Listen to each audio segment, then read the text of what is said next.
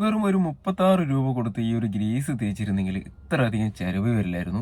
നമ്മളൊന്നൊരു Alto 800നെ കുറിച്ചിട്ടാണ് പരിചയപ്പെടാൻ പോകുന്നത്.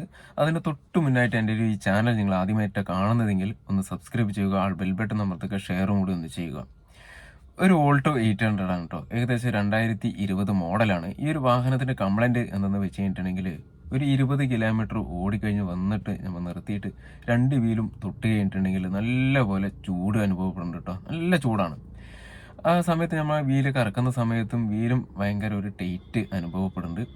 അപ്പോൾ നമ്മൾക്കതൊന്ന് അഴിച്ചു നോക്കാം, എന്താണ് കംപ്ലൈന്റ് എന്ന് അറിയണ്ടേ. വരും. നമ്മൾ ഈ ഒരു വാഹനത്തിന്റെ വീലൊക്കെ അഴിച്ചിട്ട് ബ്രേക്ക് പാഡിന്റെ ആ കാലിബറിന്റെ ആ ഒരു 12 ബോൾട്ടൊക്കെ അഴിച്ചിടാം.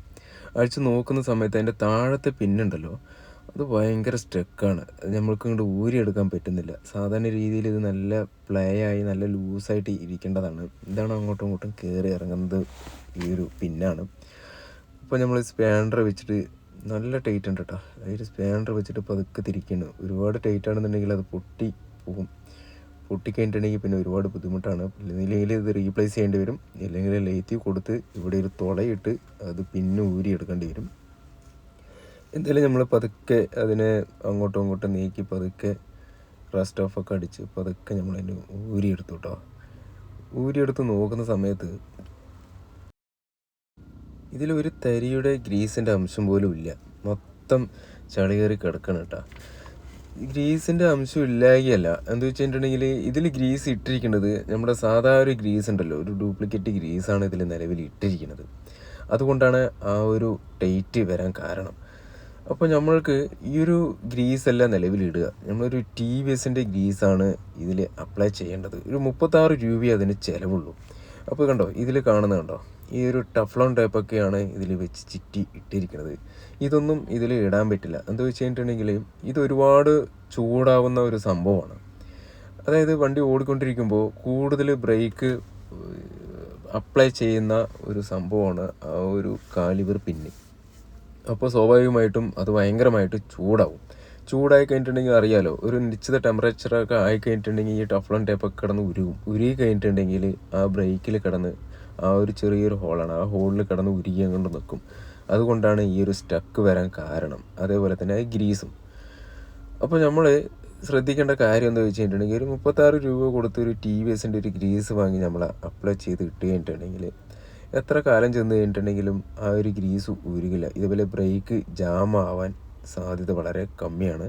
അപ്പോൾ നമ്മൾക്ക് ഇത്തിരി എന്തായാലും പണി കൂടുതലാണ്. അപ്പോൾ അതിൻ്റെ ഉള്ളിലുള്ള ഡസ്റ്റ് മുഴുവൻ നമ്മൾ പുറത്തേക്ക് എടുക്കണം. അപ്പോൾ ആ റസ്റ്റ് ഓഫൊക്കെ അടിച്ച് അത് വൃത്തിയായി ക്ലീൻ ചെയ്യാണ്. അത് ക്ലീൻ ചെയ്തിട്ട് നമുക്ക് പുതിയ ഗ്രീസ് അപ്ലൈ ചെയ്ത് സെറ്റ് ചെയ്യാം കേട്ടോ.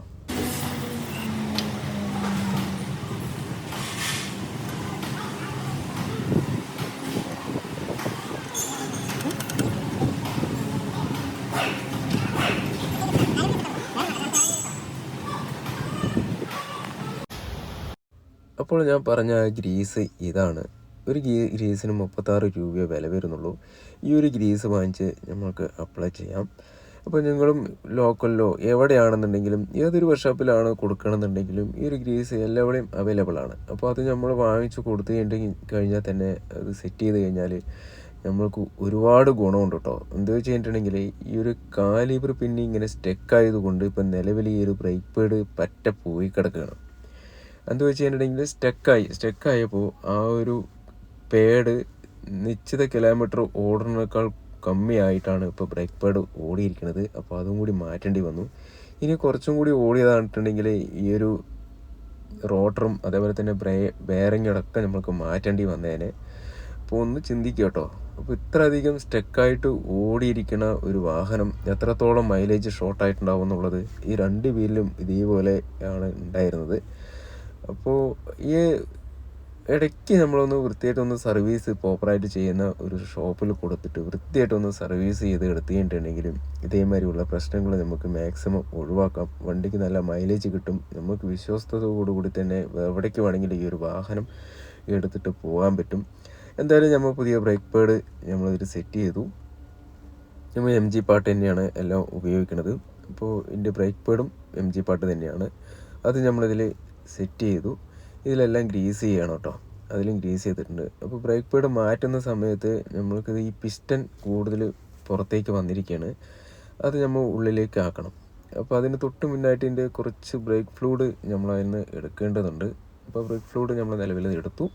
അതിനുശേഷം ഈ ഒരു പിസ്റ്റൺ നമുക്ക് ഉള്ളിലേക്ക് തള്ളണം.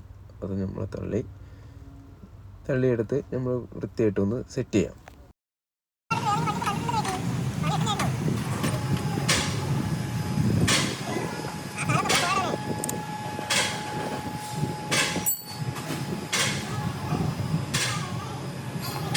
ഈ ഒരു വീഡിയോ നിങ്ങൾക്ക് ഉപകാരപ്പെട്ടെന്ന് കരുതുന്നു. ഉപകാരപ്പെട്ട് കഴിഞ്ഞാൽ തീർച്ചയായിട്ടും ഒന്ന് സബ്സ്ക്രൈബ് ചെയ്യുക.